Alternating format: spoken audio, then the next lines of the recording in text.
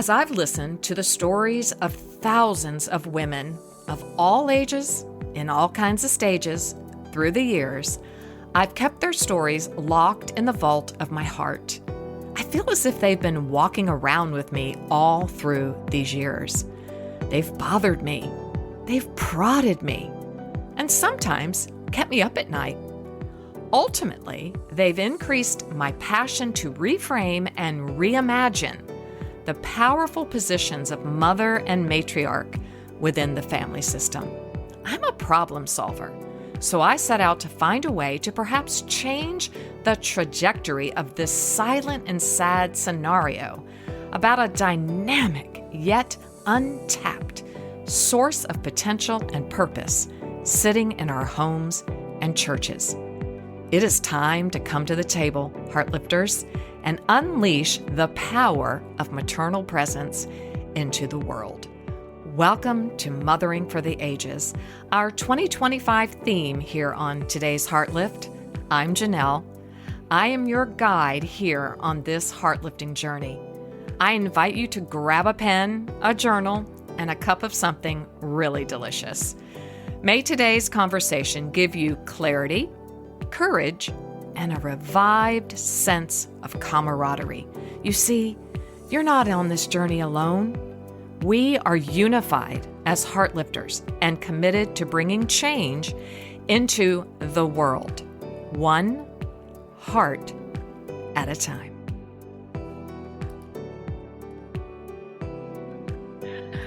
Heartlifters, pull up your chair close, or perhaps turn up your headphones, however you're listening, with that cup of something delicious, your journal and a pen, pencil, colored pencils, whatever you use. Because today, as I have already told you, we have the beautiful Dorcas Chang Tozin with us and her brand new, coming out very soon, Mental Health, a 6-week interactive Bible study, experiencing God's care for our mind, our body, and our spirit by, my favorite press, Ivy Press. And Dorcas, welcome. Thank you for being here, for putting up with my crazy schedule and being flexible. So thank you for being here. Of course, Janelle, I'm so happy to be here. As I said before we hit record, there are just layers and layers to this work, to your work, and to your story. So I'm going to try and be as succinct as possible. And I am so curious because prior to getting your information and your new Bible study, I did not know about Made for PACS, and I need to know about Made for PACS. And I am sure that all of my listeners need to know. Could you tell us where, why, when, all the things around your involvement and Sure. what that center does? So Made for PACS is a nonprofit that started, I want to say maybe about 7 years ago now. And it has a beautiful mission of focusing on trying to reach the next generation, millennials, Gen Zs, and now Gen Alpha, especially there's another young one. adults of color who Yes. oftentimes do not see their perspective represented well in churches and faith materials. And so our goal was to produce experiences, materials, resources that would really speak to that demographic, that would draw them close to God in ways that felt really meaningful to them. So speaking to topics that are particularly relevant to their lived experience, but also incorporating art, justice, contemplation. I think these are all aspects of what healthy spirituality looks like. And I think it's particularly appealing for today's young adults who are not just wanting the really heady intellectual stuff, which has its place. And I love that stuff. Yes. I'm super nerdy, I'm all about it. 32. Yes. But art and poetry, personal stories, those have all been interwoven into the story of faith for Yes. millennia, right? And Hmm. and that is part of the human experience, and that is part of what our soul and our spirit are often looking for, right? Hmm. In terms of what does true holistic spirituality and faith Yes. and connection with the divine and our fellow human beings look like. Yeah. How would you, I'm curious, you mentioned the topics of what they would be interested in, and I've got to know all about Gen Alpha because I've just now heard that. So Gen Alpha would be referring to what age group? Yeah, I believe Gen Alpha starts around 2010. So they're still fairly young at this Oh, point, okay. but Okay. like Yeah. entering high school, but Yeah. soon to be, Hmm. college students Yeah. and beyond. Yeah. How do you, Dorcas, define healthy spirituality? Like, is that synonymous for authentic spirituality? I'm very Hmm, curious today. I love your mind, your brain, and your work. So that I is want an you to help excellent question. raise our intellectual standard. I would have to say this is just from my perspective. Correct. I Yes. am not a theologian, but I am certainly a thinker and a deep feeler. And so I have come to appreciate spirituality. Yes, for sure. That is authentic, but that is actively seeking, Mm, questioning, is okay with not understanding and not knowing mm. everything. I think, I grew up in a church context where everything was black and white Ah, and yeah. everything had an answer. And if there wasn't an answer, you just couldn't talk about it. Or you just said Jesus. Yeah, right. And That's kind of how and I said to as my I children, It's yes. like every answer, da da da, Right. Always the Jesus. right answer. But as I've gotten older, I've come to recognize that part of faith is recognizing that there is a lot that we Mm, is beyond our ability to understand, but that's also what makes it so yeah. amazing, right? That's why we Mhm. can sit in awe of Oh, yeah. nature and how it operates just on its own, that we Mhm. can be stunned into silence by the beauty, that Oh, we I love see, even that. if somebody else has created it, it could be so beautiful that we just have Mm, to take it in and we can't, and so mhm. so I think spirituality is a lot about knowing ourselves, our place in the world, who we are called to be, but also what we are working toward, Yes. while also knowing we may never fully get there, but Mm, that's okay. mm, And in our imperfections, in our failures, in our weaknesses, there is still something really beautiful and mm. wonderful Yeah. happening. Hmm. And so that's where I try to, hang my hope, even when it feels like life is hard, when there are a Yeah. lot of difficult things going on Hmm. in the world. But to look for the goodness and the beauty and the hope, Hmm. because that's always there. Always. I'm looking out my window again at my beautiful goldfinches who are just at the Goldfinch Hotel outside my window. And they're just so bright yellow. Oh, And love I'm it. just like, I love you all so much because they too give me hope and joy. They're just beautiful. So beauty is all along our path. I love that you said being stunned into silence in all the right ways.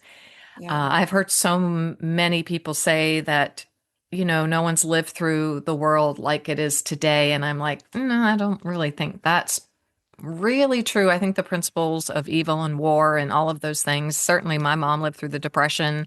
I've not done that. I mean, so many things, but what is not common to the other decades in history is our access, Oh, absolutely. right? Hmm. So that access brings us a different kind of overwhelm for sure.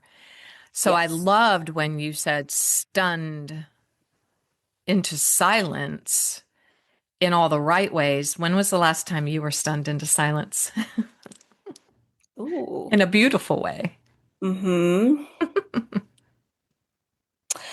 Well, this may sound Mm. small, but I think even, Oh, the small things can be wonderful. I have a 7-year-old who has fun. been, yes, so fun, so much energy. So much Uh, energy. Boy or girl? he has been He. pestering me for months about wanting a fish tank. I was really busy for the last few months, but I I don't know told him, why. okay. I said, wait for the summer. When the summer comes, we can do it. And so we did it. First week of summer vacation, we went to the pet store, we bought all the Oh, equipment, bless we you. got a few fish. And it's I had fish when I was growing up, but it's probably been a good, Yeah. 25 years at least It's a lot of since work. I've had fish. And so it just, I mean, they're on the one hand, they're very simple creatures, and these are like tiny little tropical fish, barely an inch long, and yet they're gorgeous Oh, and they're beautiful, and their lives are painted. really Yeah. simple, and yet I could just sit there and watch them I for the love longest that. time. Yeah. You know, the power of watching fish is one of the highest ways to reduce your stress level. Like when my son is, who's just, I have twins, they're turning 35 on Sunday. And so when we were homeschooling moons ago, I'd say he's a little older than 7, I think. I can't remember, but he wanted an aquarium. And so, Uh-huh. being the homeschool mom that I was at that time, I'm like, okay, we'll write a report on all the benefits of Mm-hmm. having an aquarium. And so, I remember that being one of the benefits, even those many moons ago, about Yeah. how it can lower your blood pressure. So, in many doctors' offices and hospitals and places, there are Yes. fish tanks now. It can raise a mother's blood pressure when they're not taking care of it. But other than that, Yes. it is a beautiful, beautiful thing. And I love that your son wanted that and that you had one as a child. So many blessings on the wee fish that they will bring much joy. I think the first time I saw clownfish, I was snorkeling in Hawaii and I was kind of like I Love Lucy. I was breathing in water, but I saw it and that's when I went, oh, and you don't do that when you're snorkeling. It was just like God and his paintbrush. How Mm-hmm. can anyone not believe when you see the beauty? So I love that. So that would be your fish tank, would be your stunned into silence. So, Heartlifter, I'm going to lean in and ask you, take a moment and just think about the last time you were stunned into silence in all the right, beautiful God ways, because that really is the crux, I think, of your work inside of this book, this Bible study, Mm-hmm. small group, however you want to say it. It is called a Bible study.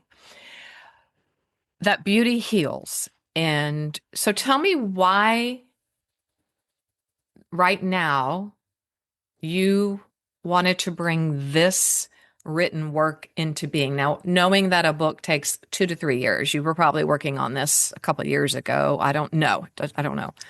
Some Yeah. come faster, some come slower.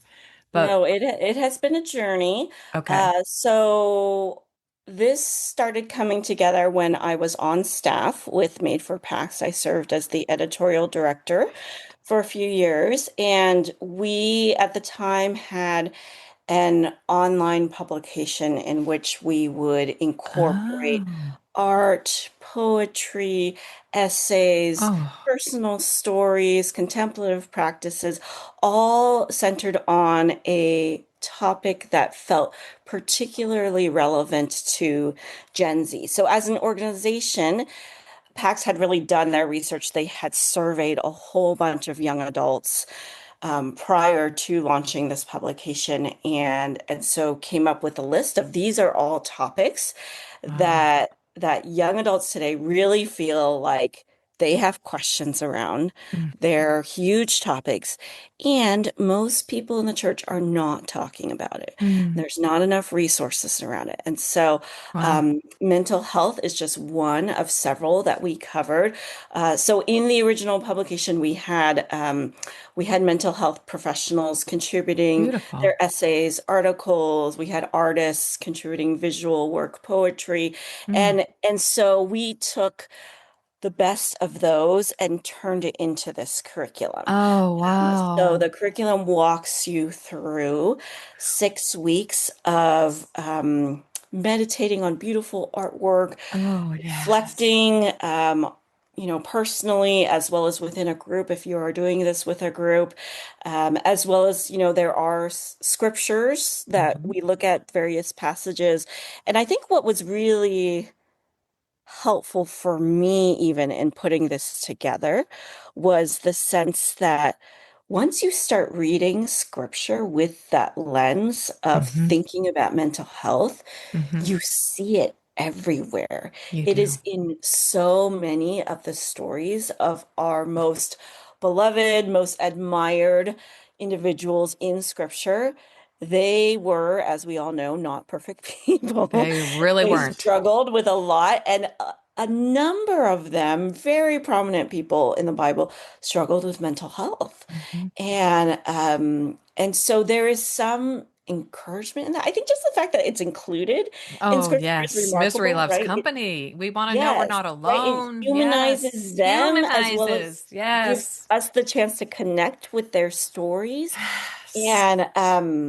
And what we consistently see in scripture is God's enduring, holistic compassion Mm. and loving presence, gentleness, patience, which is so different, I think, from Mm. how many of us experience the church when we share our own mental health struggles, right? And Right. so I found that incredibly encouraging to be like, Hmm. no, when we go back to scripture, this is what we see. Mm. We see a God of deep, abiding love and compassion. Hmm. There is not condemnation if Never. you are feeling anxious or depressed or wrestling with trauma or any other number of mental Hmm. health conditions. It's just love and it's acceptance, and it's also this sense of it doesn't mean that God dismisses you Never. or thinks less of Right. you. It's Mm-mm. it's part of who you are. It's part of your Hmm. journey. It's part of how God walks with you. And these are the very same people, both then and now, that God can use really powerfully to Yes. do incredible things. So I think in all of those, messages, that was a lot of what we were trying to communicate through the initial publication, through this Bible study. What we really hope that people will walk away with is this sense of no matter where you are in your own mental Hmm. health journey, you are deeply loved. Jesus is with you every step of the way. There is Mm. no shame, there is no condemnation in Christ. It is just acceptance and encouragement and love. And then Yes. secondly, we really hope that this is a resource for the church, Yes. for faith Yes. communities. I think we are very poorly equipped, generally speaking, to know how to respond to the Hmm. mental health needs of our congregation. Hmm. And there have been a lot of harmful messages um, perpetuated by people of faith about mental health for centuries now, and it continues Centuries. on despite all Hmm. of the great knowledge and understanding and research we have access to now. Hmm. And so we really need to change the conversation. How do we Amen. respond? What do we say to individuals and families who are struggling, who are in need? Can we practice that same level of compassion and hospitality and acceptance that we see God doing in Scripture? Oh, yes. I had a recent beautiful pastor on Naeem Fazel. I think it's Fazel. Sorry, Naeem, if I said your name wrong again. It's so challenging.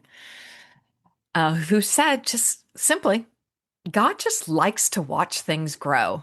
And I was like, Mhm. that's Oh, yeah. so good. That's just so simple.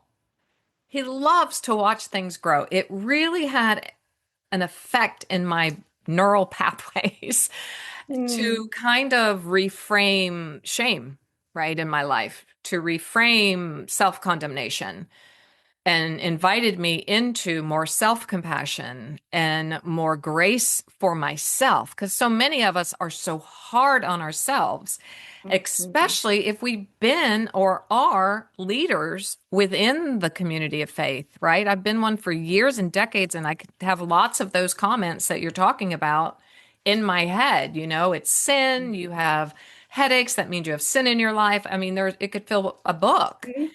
And so it just comes down to really understanding your picture of God and seeing God and how he loves you and that he just loves to watch things grow. So he doesn't get upset if we make mistakes as long as we continue to move forward with him and have a heart towards him. And I love that message. You have your own mental health story. Mhm. Could you just give us a glimpse? Because it's not easy to do that, glimpses into our mental health history. But why is this important to you? Like, I feel like as an author, I pound the table over the things. I'm going to write what I most need and what I'm most Mhm. passionate about. Yeah. So obviously you're sharing that. I can see it in your face. Why is this mental health, bridging the gap between mental health and faith important to you? Yeah, this is a very personal topic for me. So, I think, and the reason why I say I think is because so many families don't talk about this, but Yeah. I quite certain there is a history of anxiety in my family. And and so I Mm. have always lived with a certain level of anxiety. And it's interesting because when you always have it, you just think that's the way everybody is, and that's Yeah, the it's your way, atmosphere, right? It's what and you're it's breathing. right, Yes. and it's very surprising to him, like, oh wait, other people don't get Wow. just as I do. Um, but that became, I think anxiety is a funny thing, right? Because sometimes it can work in your favor. Yep. Uh, as a child, especially as a student, anxiety caused me to be an excellent student because I studied really hard. I was always scared about failing tests and homework assignments, so I worked Wow. really, really hard. Mm. Tried my best to be a perfectionist in Mm. every possible way, tried to please everyone around Dorcas. me, and so of course, everyone liked me, and you get you Yeah, if get you're a really people pleaser, yeah, you don't hurt you get anybody's a lot of feelings until affirmation you for that stop kind of being one. behavior. Yes, but then when I became an adult in my mid-20s, it really started to get a little bit out of control. I was working full time. I Mm. had gone into the nonprofit sector, felt very passionate about justice issues. Yes. And I think the challenge with justice issues is the work never ends, right? I mean, I think you Never. could say that about a lot of jobs. Certainly mental health is another one where there is this sense of I can't stop because there is always somebody suffering. Oh, There's always someone in need. And so I just kept going, kept going, kept going. And at the ripe old age of 26, mm. actually, at the time, I was working for my church. So, Mm. anyone who has worked in ministry Yes. knows that boundaries are very, very difficult. I burned out like so badly, so devastatingly Mm. that was pretty much just in bed for the next Oh, 4 months. Dorcas. Dorcas. I couldn't do anything except Mm. cry, Mm. sometimes eat, and sleep. And so the anxiety led to burnout, which led to very severe depression, which led to thoughts of suicide. Mm. I was 26. I was newly 20. married. I had my whole life in front of I me, was and going to yet, say, were you married at the time? yes, Okay. and Do and you yet write it more was about this? Because so. choosing the book today was hard because I see your other social justice for the sensitive soul. And I'm like, I'm a Yes, sensitive soul. I'm involved yes. and very passionate about social justice and mental health. And so that just always seems to lead me to trauma. Trauma overwhelm is the right word for Hmm. that, what you had. But I've Absolutely. since learned, I haven't had this guest on yet, but I've had the interview with an astounding woman who wrote the book Healthy Calling. And Mhm. she said that you can have vocational burnout, of course. And I think when it's a vocation, like you would say you're on a church staff that's more vocational, although it's a business. Mhm. but you went there and you became that person because you really care, Right. right? So all of us who have real empathic souls, Hmm. caring, tend to find our ways into burnout at some point. I'm sorry it was so early. I was right there at 28 with you. So Hmm. talk about that. You're newly married because someone might be there right now. Hmm. And how did you make your way through that dark, dark, dark valley of the shadow of death? Yeah. Looking back. Well, it helped to quit my job, Yeah. certainly. I actually was at the point where I physically, emotionally, psychologically could not Hmm. work. Hmm. Uh, every time I tried, there were a few days where I kept trying to work, and every time I showed up to work, I would sit at my desk and I couldn't move. I couldn't even turn on my computer, couldn't do anything. And then Oh, if anybody spoke to me, I would just burst into tears. oh. So I was at that stage where working became impossible for me. And Paralysis. even though I was relatively young, work had become a very central part of my identity. And so Sure. it was difficult to set that aside Okay. and to acknowledge I cannot do this as much as I want to work, as much as it gives me meaning and purpose. And I feel like this is what I was called to do. I can't. I literally cannot. Yeah. And for an overachiever, people pleaser kind of person to say I Ooh. cannot is really hard, right? So Harder than hard. Harder than hard. I think you're smiling now, but I know you were not smiling then. And yes. there are people that are not smiling now that might Oh, be no, sitting no, at their no. desk and can't It's turn their computer on. brutal. It's brutal. It is so brutal. Okay. And I do appreciate that the colleagues I worked with, obviously I worked with a number of pastors, so they were very kind. I think they didn't fully understand in the moment how serious it was, but Hmm. they recognized enough to give me a month of leave.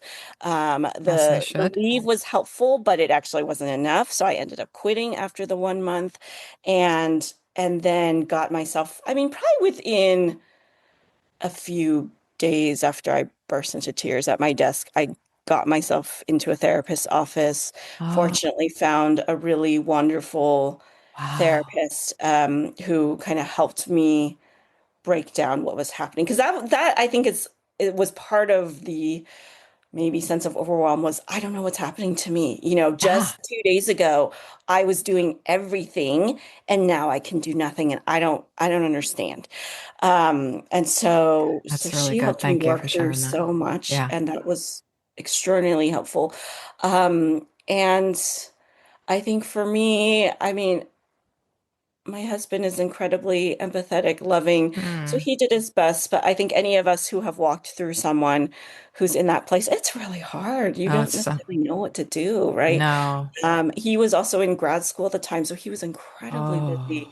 Oh. Um, and I also remember, there were a couple of key people, him, my sister, I would call her when I was really, really struggling. And she's in Southern California, so she lives a little ways away from me, but she was really there for me as well.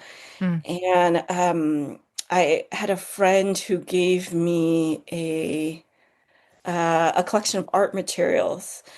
Um, Oh. and so as you might guess, I lean more toward writing than Hmm. toward, Hmm. visual, creating visual art. But it was still incredibly healing for me to just doodle, What a to beautiful create gift. pictures of I don't even know what, I wasn't, but just those sorts of practices Hmm. were really helpful in just helping me to reconnect with myself. Hmm. I think it Hmm. was this weird thing where I had so identified with the work I was doing that Hmm. I kind of forgot who I was in the midst of it all. And certainly I intentionally laid aside anything that gave me joy, anything that Ah. filled me, because I felt like if I'm going to be serving those who are suffering, then I must also suffer. Ooh. And I think it came from not necessarily a bad place, that Mhm. sense of really wanting to um, mourn with those who mourn, right? And um, be with those who are struggling, and yet as human beings, we can't survive without joy, Mm-mm. without things that make us smile and fill our spirits and souls. And I didn't understand that because I was still really young. So if you can Mhm. believe it, though, that was actually just my first episode of burnout. There was another one when I was Oh, around 29, 30. wow. So I did I think it was about 4 to 6 months, and then I went back to work at a different place, had a little bit more balance Hmm. in my job, but it still was not an easy job. And then when I was 29, my husband and I moved overseas. Oh, We went to live in an industrial city in mainland China called Shenzhen. oh my gosh. He had started a social enterprise that made solar powered products, starting with solar powered lights for families without electricity in developing countries, and they were manufacturing in China. And so he and I relocated there to oversee the office that would, do the The manufacturing, work. the Hmm. fulfillment, the, shipping, all of that. And that was extraordinarily challenging. One, it was my first experience in a startup, and I've since learned I am not a startup kind of person. Um, and then secondly, it was in a completely different culture. So I am ethnically Chinese, but I was born in the US, and Right. to some degree, being ethnically Chinese made it a harder experience for me. So my husband is not. And so there were no expectations placed on him in terms of his cultural Correct. competency, language abilities. Everyone just assumed, yeah, you're not going to know anything, and that's totally fine, right? Whereas I But looked Dorcas, on like the other hand, I right. should know. And I do think it's been getting better, but at that time, China was still kind of coming out of their long period of Mm, isolation. And so the vast majority of people you met in China at that time um, had had very, very little interaction with people outside the country. And so their yeah. only Wow. idea was either you're Chinese or you're not. Yeah. And the fact that I was both and, right? I'm Chinese, but also American did not make sense. Like I would have these round and round conversations with the locals trying to explain, yes, I'm Chinese, my parents are Chinese, but I grew up in the US, I speak English, blah, blah, blah, blah. And it just It wasn't had computing. no ability to Yeah. They had comprehend that no somebody like this comparison could chart. exist. Yeah. And so it was always assumed Wow. you should be able to speak fluent Mandarin. I grew up speaking Cantonese, which is Oh, a different dialect, so didn't know Mandarin, oh, didn't know the ins and outs of, cultural norms in China. My parents came wow. from Hong Kong, which is very different from mainland China. Yeah. Um, and so people there got incredibly frustrated with me. And if you know Hmm. anything about Chinese culture, people can be extraordinarily blunt. So it was day in Oof. and day out of just strangers. Honestly, the people who knew me tended to be kinder and more understanding, but it was the strangers, the person working in the store or the restaurant or the taxi driver or just the random person on the street who would just lay into me Oh my for gosh. being a failure of a Chinese person. Wow. Like Sure. they You really treated me missed like it. I was an idiot. I was dumber than dumb.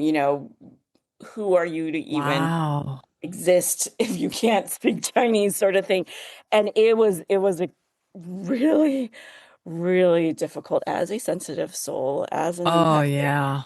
Oof. deep feeler. And so it broke me in less than a year. I again Mm. found myself in that place of in bed, weeping all the time, sleeping all the Dorcas. time, unable to work.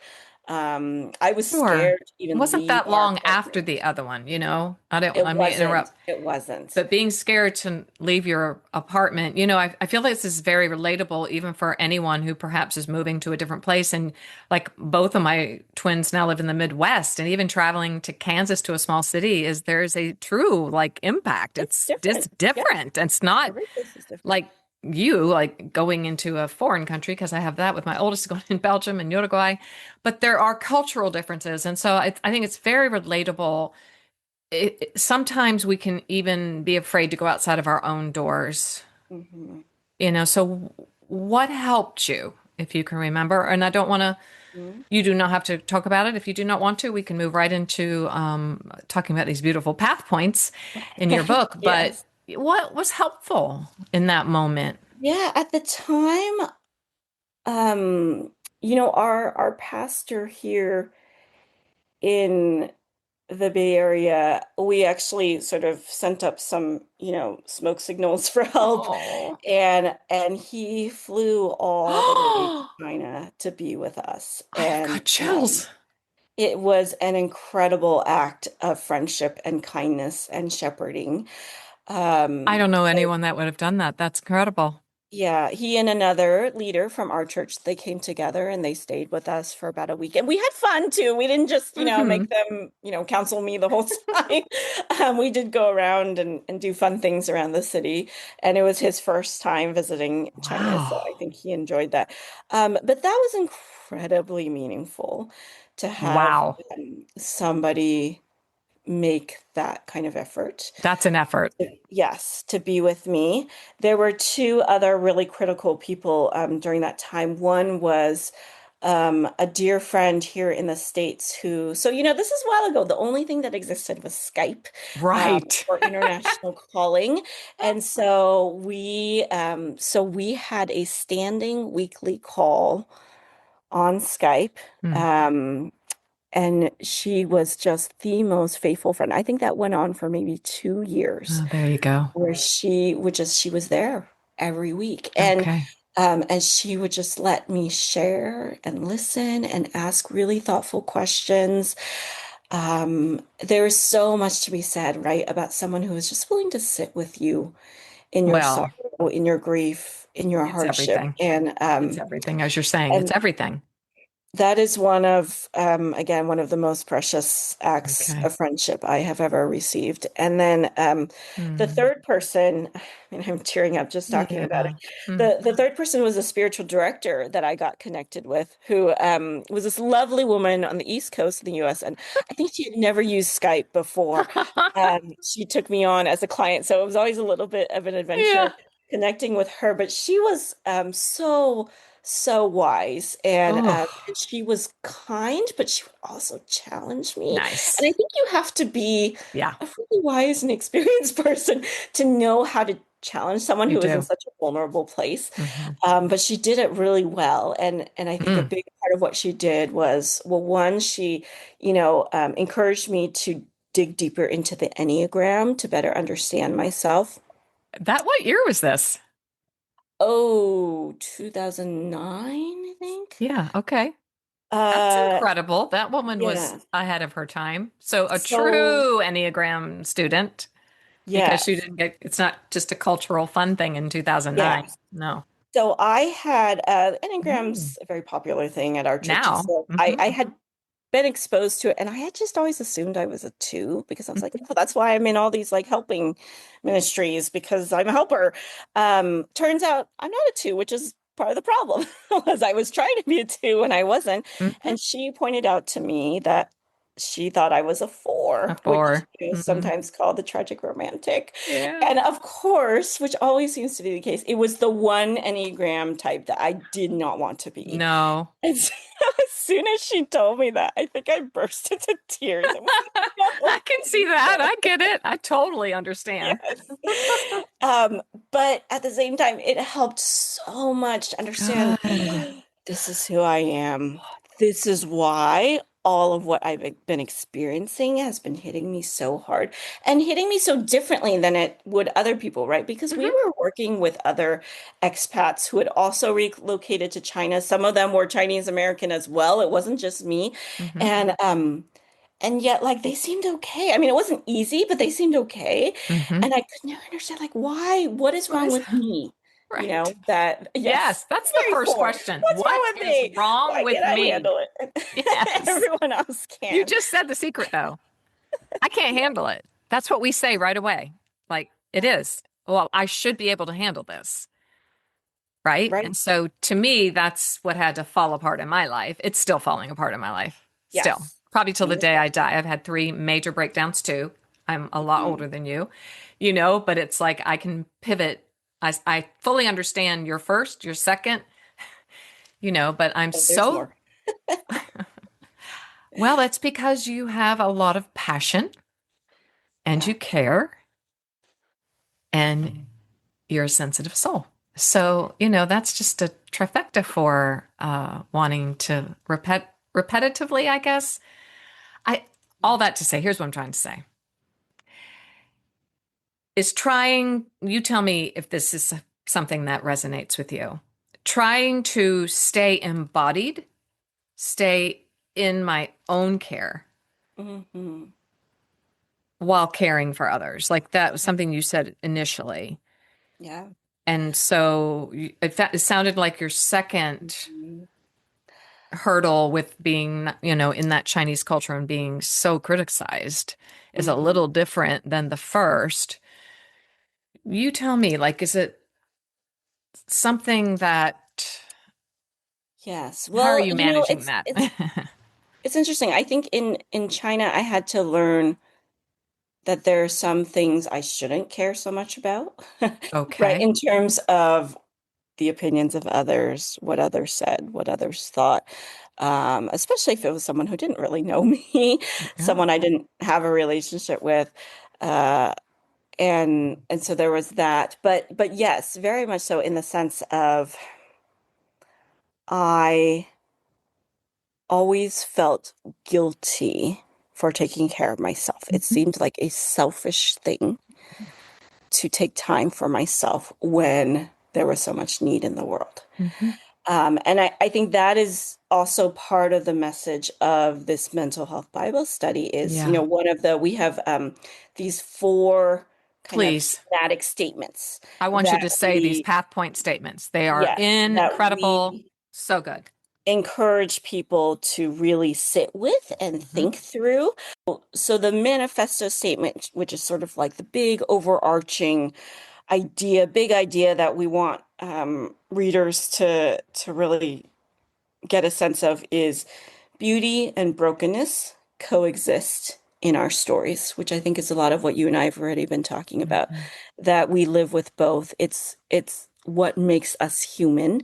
Mhm. It's also what makes us unique. And I think it ends up being how God can work through us, right? Mhm. Is in both the beauty and the brokenness. Mhm. There is a myth statement, right? Mm. Which is something that many believe, whether or not we actually say it out loud. And so we want to acknowledge these false beliefs Mhm. that we have. And so the misstatement we have is faith is all I need, Oh. because there is this belief in a lot of churches and faith communities where um, mental health struggles are equated with spiritual failure, right? Oh.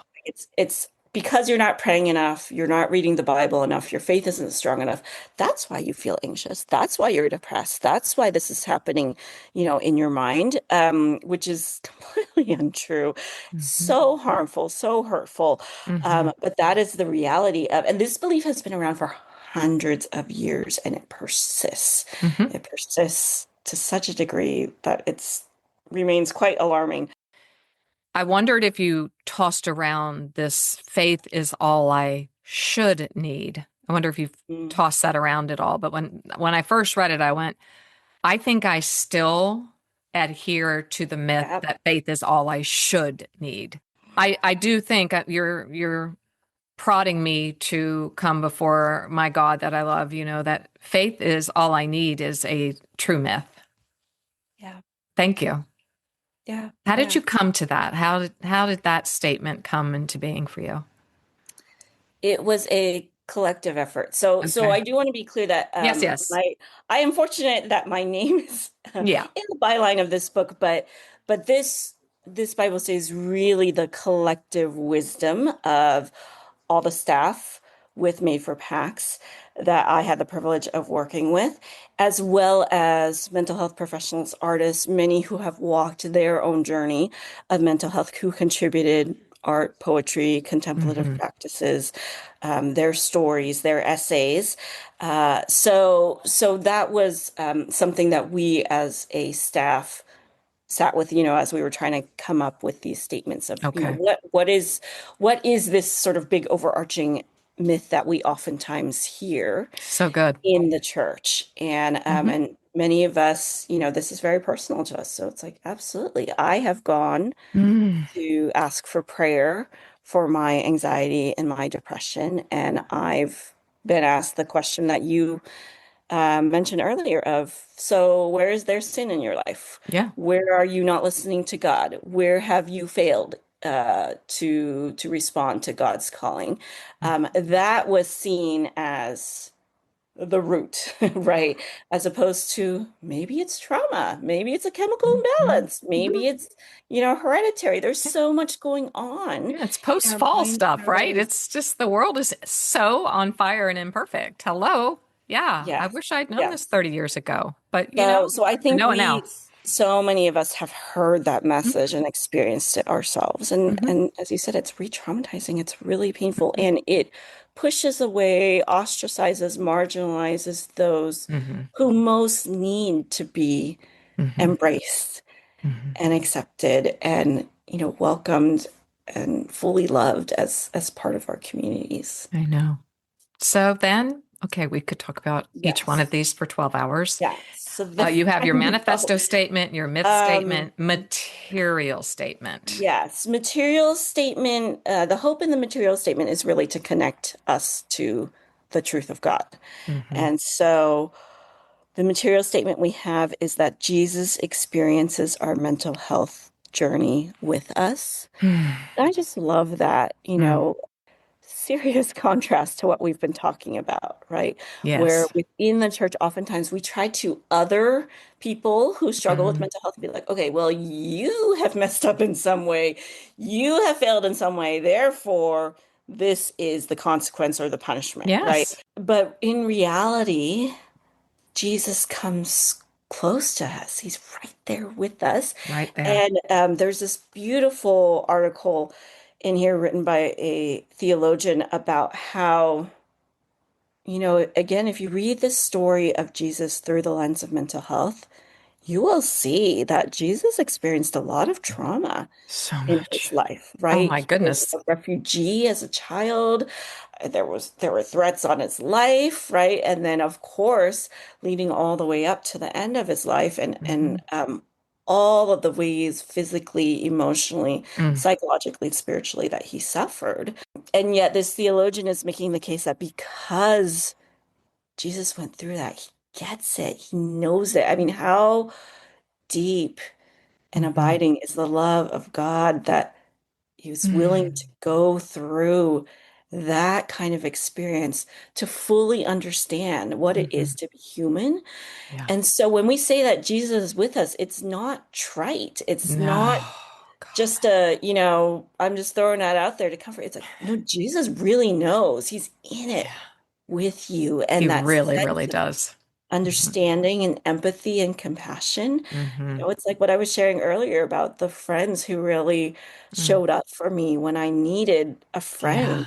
That is what we find in Hmm. Jesus, the friend who always shows up, Yeah. even if we're not ready, right? If we're not Right. ready to look for the beauty, if it's No. really hard for us to ask for help, he's still there Okay, to the ask. motion statement, number one, I'm a motion girl. I'm a Yes, the dancer. motion statement moves us toward application and kind of practical ideas of what does this look like in our life. And so the motion statement is caring for our mental health is a sacred practice. Ooh. So this really was meant to counter that idea that I had that I think a lot of people have, maybe especially within the church, this idea that self-care is Hmm. selfish. Hmm. Um, but but actually caring for ourselves, I have learned, and scientific research has shown that as we care for ourselves, it grows our capacity to care for others, right? Goodness. Yes. And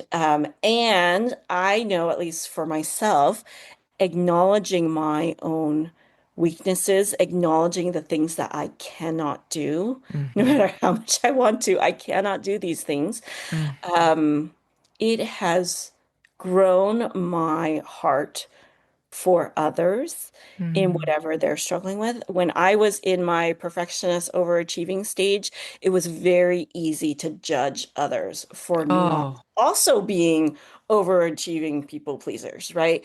Oh, And yet yeah. now I understand, "Oh, wait, that is Yeah. extremely unhealthy. And we all have limitations. We Hmm. all have areas of weakness. We all have areas of struggle. And it's okay. You are still loved. You are still precious. Your life still means so much to God and to this world and the people around you. Mm-hmm. So to care for yourself is to care for a child of God. And that's a Hmm. sacred practice. It And it is. grows your ability to love, to empathize, to be filled with the Spirit of God, which can move really powerfully, right? Hmm. It is oftentimes, some of the most powerful voices and artists and teachers that Mm. we learn from are people who have been through So broken. valley of the shadow of death, Yeah. either chronic physical illness, Hmm. chronic mental health challenges, a lot of loss, grief. That Hmm. comes with so much wisdom, so much compassion. Not that they're good things, they're They're horrible, awful, awful. They're the valley of the difficult shadow things. of death. Yes, You can't yes, paint that picture any way but dark, you know? yes. And it's there in Psalm 23 for a reason. Hmm. It exists for reasons, probably one of the most quoted Psalms ever. And I Absolutely. think, do we really read it? And do we understand it? And do we take it to heart? So I think what I'm really hearing you say in your journey is that you took things to heart. You took correction, course correction. I can't do this anymore. Well, that is so hard to say. Bravo, Mm. Dorcas. Bravo, like to all of It's us. still hard. It's still hard Well, I was getting years there. I was later. getting there Yeah. because I wonder with the motion statement, and you go into them in depth in each of the Yes. sessions. Session one is opening, session two is manifesto, then myth, then material, then motion, closing, additional resources, journaling pages. It's amazing. It's brilliant. It's beautiful. I cannot wait to hold it in my hands. How do you care for your mental health as a sacred practice? Is there maybe just something that's giving you life right now that might help us receive some of that joy, beauty, life? Mhm. You've lived it many times, as you've said, and it will be a constant management. I don't know if management's the right word, stewardship. I don't know, but how do you do that? Aside from the aquarium. Aside from our beloved aquarium with the beautiful tropical fish. I have been finding myself needing grounding, as I imagine a lot of us do these days. The Ah, world is moving so quickly. mm-hmm. There's so much happening around us. There are a few contemplative practices that I have learned from a couple dear friends of mine that I've been trying to lean into. One is loving kindness Oh, meditation or beautiful. prayer. The way that I was taught to do it is you pray it over yourself. Yeah. You pray it over those close to you, maybe those not as close to you, like acquaintances, and over those that you are not particularly feeling charitable toward at the I know moment. it's not easy. Um, but I think there is so much anger in the world right now. Shaker. Um, It is in the air we breathe. yes. And to some degree, it's understandable. Some of it is Hmm. justifiable. Hmm. And yet, that is not how we move forward. That is not how we come together, right? No. And I don't want to get caught up in that anger. And so the loving kindness prayer helps me to at least remind myself, whether or not I'm able to do it well, I at Hmm. least remind myself that I should be trying Yeah, that's a to good love my should. enemies, Hmm. that I should be praying for Hmm. those I disagree with, even those I see as harming others. Hmm. How can I be wishing them well, Hmm. even for the health of my own soul?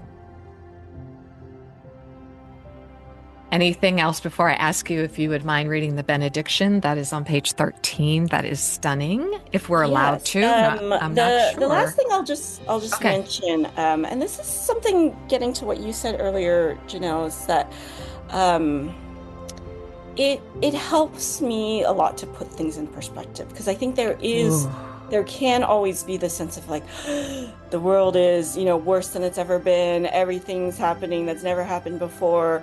Unprecedented, right? I think that tends to be like yes. everyone's favorite word Hmm. these days. And so I've been listening. A friend recommended a history podcast to me. It's called History That Doesn't Suck. Well, And I it's an love this. American history podcast. The host of it is a historian, a fantastic storyteller, and just, really Oh, brings to life the story of American history. I can't And what wait. I so appreciate, so I just started listening because I just find history fascinating, Hmm. but it has fed my soul in a way I wasn't expecting, I in that love that. there is comfort in knowing that, this thing that we're seeing today, it actually happened Hmm. 200 years ago. Or like, yeah, the country or this people group or whoever, like, yeah, we've been through this. Hmm. This this is not like it is That's, survivable. It yeah, is, that's and hopeful. yes, it's hopeful, and not only are, all sorts of dramatic and interesting things happening, but there are always people who rise up Always. in support of what is good. Hmm. And so seeing those kind of rhythms, patterns through history has been Hmm. really encouraging to me. Somehow it makes the present day less scary and less Hmm. overwhelming because it's Yeah, like, okay, I agree. humanity is incredibly resilient Hmm. and creative and strong. Um, and God is at work, Yeah. moving in many ways at every moment of history. So that's another thing that has been really encouraging to me. Thank you for sharing that. I'd not heard of that. And I Mhm. love to learn new things. And I love Thomas Keating, so I can't wait to find out about the welcome prayer. And I think also within that, what is resurging is liturgical prayer, like Mhm. liturgies are definitely being published a lot, where when you don't have the words, you can borrow the Yes, words. So I love borrowed prayer. yes, And I think that's absolutely. what we get from Thomas Keating's welcome prayer. It's like, I don't feel like saying this. For me, it's like, I don't even have words, Hmm. God. So I'm just going to sit over here for 5 minutes and try to just be here because I just kind of out of words. I don't really know what to say. So I think it's nice when we can borrow prayers like that from Thomas Keating. So another one would be this beautiful prayer. Yes, this is a prayer from Jesuit priest Pierre Teilhard de Chardin, and it's called The Slow Work of God. mm, Above all, trust in the slow work of God. We are quite naturally impatient in everything to reach the end without delay. mm, We should like to skip the intermediate stages. We are impatient of being on the way to something unknown, something new, and yet it is the law of all progress that it is made by passing through some stages of instability, and that it may take a very long time. And so I think it is with you. Your ideas mature gradually. Let them grow. Let them shape themselves without undue haste. Don't try to force them on as though you could be today what time will make you tomorrow. mm. Only God could say what this new spirit gradually forming within you will be. Give our Lord the benefit of believing that his hand is leading you, and accept the anxiety of feeling yourself in suspense and incomplete.